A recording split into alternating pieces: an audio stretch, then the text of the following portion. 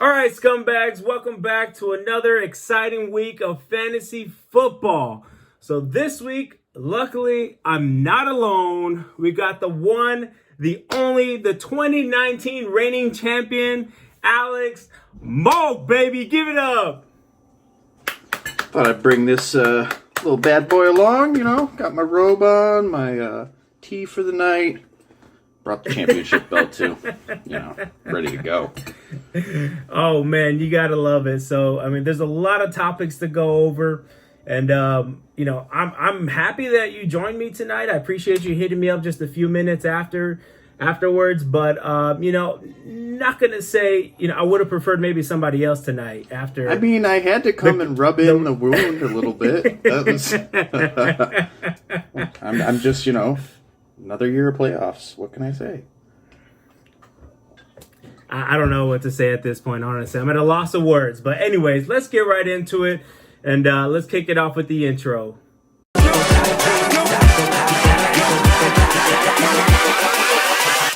Hold up.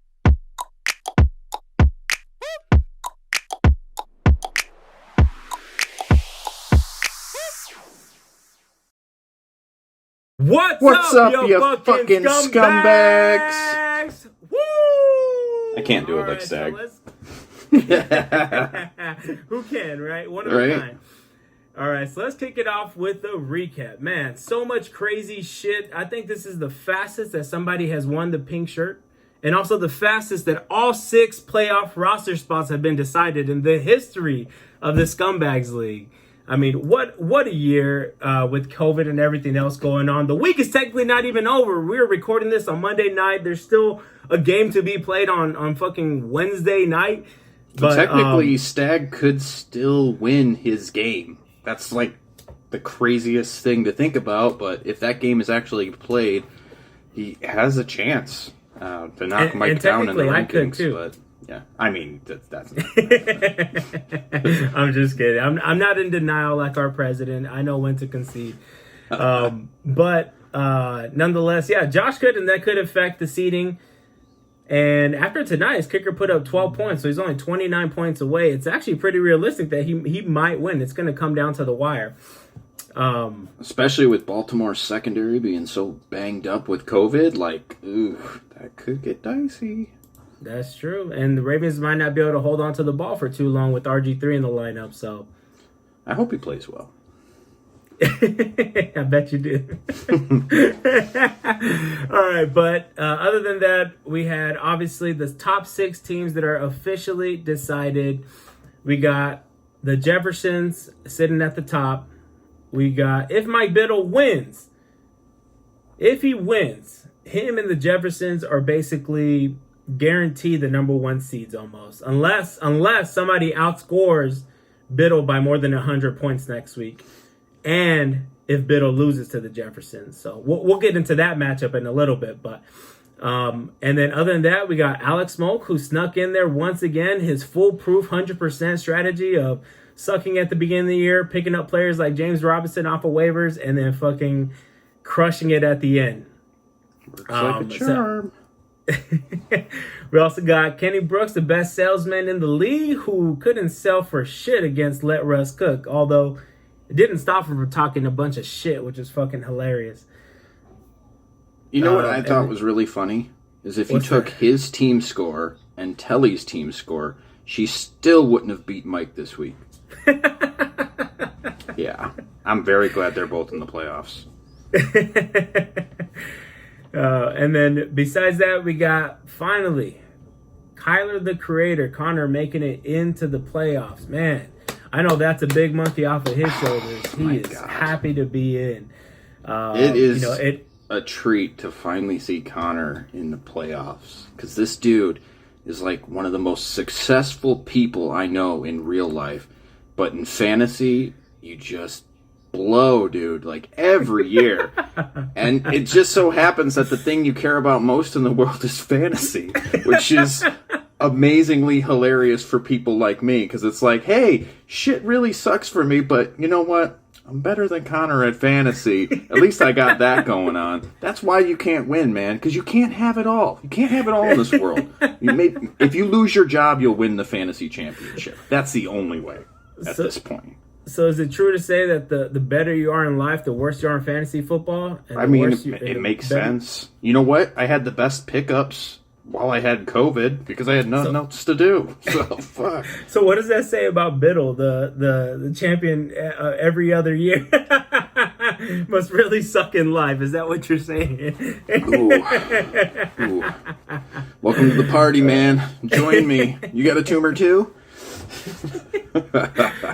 Oh man, but anyways, Connor takes out Jared, who is very salty, and Jared for the first time in a while not making it to the playoffs. Oh man, he is stewing right now. He's probably going to be like, oh, it's fine, but at home he's just beating the shit out of a pillow. That's not as bad as me, man. Not as bad as me, but we also got Lakeisha putting up under 100 points, just like Rich. She's a bigger pretender than my Bears. Like, holy shit. She's got one good player on her team. Like, if you look at her whole squad, I was looking at it, and, like, she only had 2 people over 10 points on her whole squad, and one of them was Adrian Peterson. Like, what the fuck? And yet somehow she went, 6-0 or some shit at the beginning of the season? Bears. Insane. Yeah. Bears. And then last but not least, well, that's it. We got Garbage Pail Kids, we got Kenny Brooks, we got Kyle the Creator, and then we got Mike and Mike all in the playoffs. So congratulations, first of all, to all of you. To all the rest of us, we fucking suck once again. Anyways, besides that, what else happened this week? I mean, honestly, there wasn't a lot of close games. The closest one is still ongoing, and that's between the Judge and Mike right now, and really doesn't have much implications at all. Exactly. Telly got smashed by Mike. It's not even worth talking about. Like, Tyreek Hill almost beat her entire team alone. Like, his team is absolutely cooking. Like, just insane how much performance he's getting out of them. Yeah, if we thought 54 points was crazy with Tyler Lockett, 57.9 points by Tyreek Hill. This season has just been insane, fantasy football-wise. I mean, teams and players have just been putting up astronomical points. He literally has the top 2 wide receivers in the NFL in yards this year, in Hill and Metcalf. And that's just his receivers. And then he's got the leading rusher in Dalvin Cook. Like, oh my God, it's his going to team be is tough. so stacked. Oh, did I mention he has Aaron Rodgers too? Like, oh, that's just Aaron Rodgers? Yeah. You know what? I'm getting anxious. Let's go ahead and finish up the recap. That's all we got. 6 are in, 4 are out. Next week means absolutely nothing, but we're going to talk about that right now. So let's get right into the preview for week number 13, baby. So, hooray! Again, it means nothing. It means nothing to nobody. I mean, literally, if you look at the matchups coming up, just so happens the bottom 4 teams who are already out all play against each other. Yeah. So we literally, there's no point to talk about the playoff killer versus Tampa Bay. No point in talking about Colts 45 versus Let Russ Cook, a.k.a. Chris, who? I don't know where he's at still. So we're going to get right into the real question is, are we going to have a roasting recap again this year? Because I got to see that again. That was the best. That is a great question. Why don't we vote for that in the chat? See if I get enough votes, I might just have to pull it back out again. Yes. Or maybe we can do a live roast. Me and Monk will just cook you guys one at a time. I'm down for that. That sounds great. All right. So next, we got the 3 actual matchups that really only matter for seeding purposes, which the seeding, again, doesn't matter much, especially if Biddle wins his matchup against Josh. They're pretty much going to be the number 1 seeds. All right, so we're going to kick it off with the upset of the week! And none other than Connor's curse. He may have the best running back tandem in the league. he may be hot as ever. He may be so excited going that he's finally making it into the playoffs. But luckily, whether you lose or not does not matter this week because you're going up against your curse. Tell us about this curse, man. There's no way. Like, every year, forever, it doesn't matter who Talisha starts. She could fucking put in, Adrian Peterson, and he'll have like 300 yards and 4 touchdowns. Like, there's just no beating her for Connor, and it's awesome. And I really hope they play each other in the playoffs. Like, how amazing would it be? And I know he would be so pissed off if he had to play Telly week 1 in the playoff. It's just, what if we play each other back to back? He beats her this week and then loses next week. Oh my god, that would be great too. I mean, I just love seeing misery, but so for entertainment it's ridiculous purposes, though. But like, Telly does have some good matchups coming up. You know, Kareem Hunt could have a better game. Tyler Lockett looked bad yesterday, so you know they're going to feed him more targets. It's kind of back and forth with him and Metcalf on that one, and I mean, Patrick Mahomes has been carrying her team this whole year, so. Yep, but like you said, regardless of who she has in the lineup, I can't choose against Telly in this curse because I sure don't want any part of this curse. So I'm going Telly. I don't know. I think Connor may break the curse, but it's hard to bet against history. All right. Well, next up we got the one and only Garbage Pail Kids versus Kenny Brooks, the best salesman in the world, who has not been selling shit for the past few weeks. Or actually, he was on a winning streak until, for some reason, his team disappeared this week and put up less than 100 points. What do you make of that?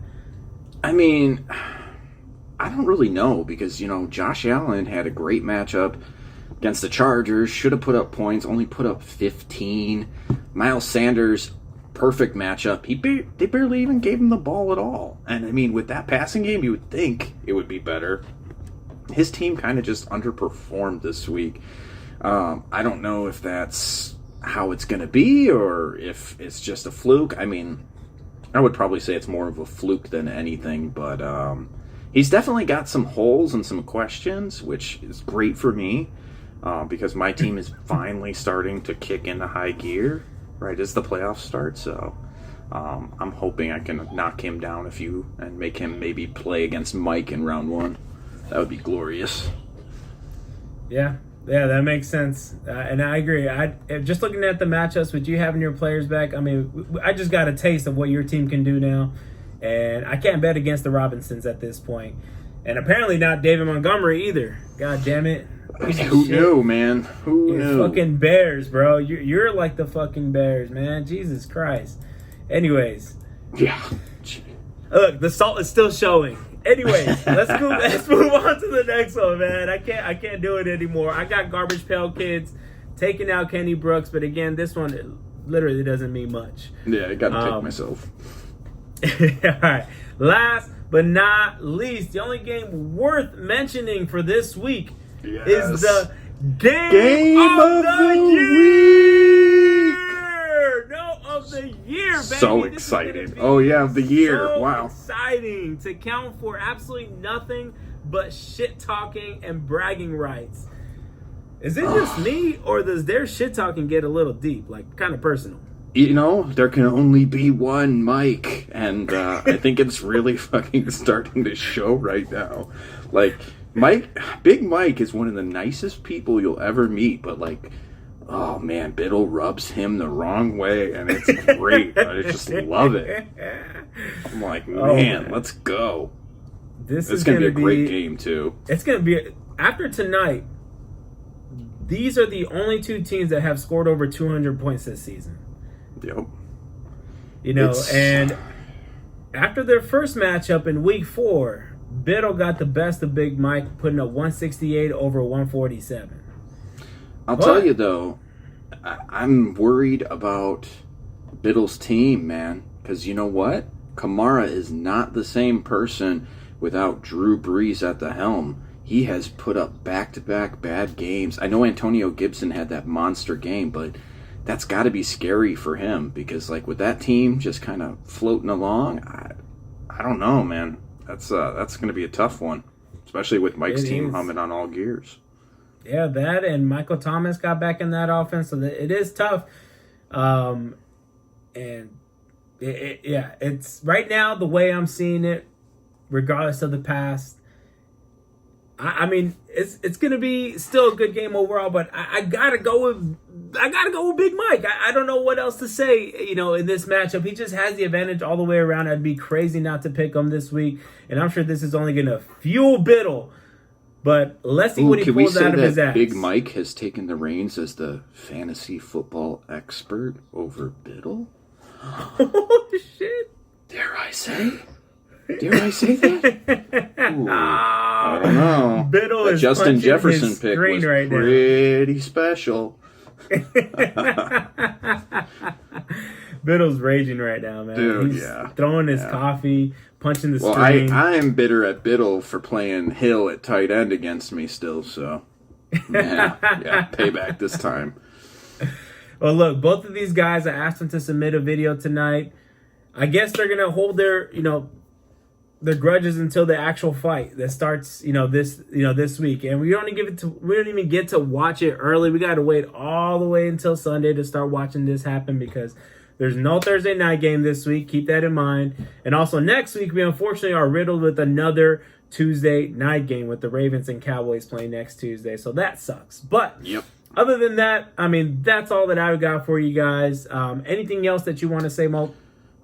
Fuck Rich. I'm gonna beat the shit out of your team this week. And that's about it. I can't wait. Vaccinate Rich. Woo! Number 1.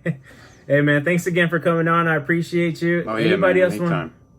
Thank you, man. Anybody else want to come on for the next few weeks? Let me know. And other than that, we'll catch you guys on the next one. Peace. Champ.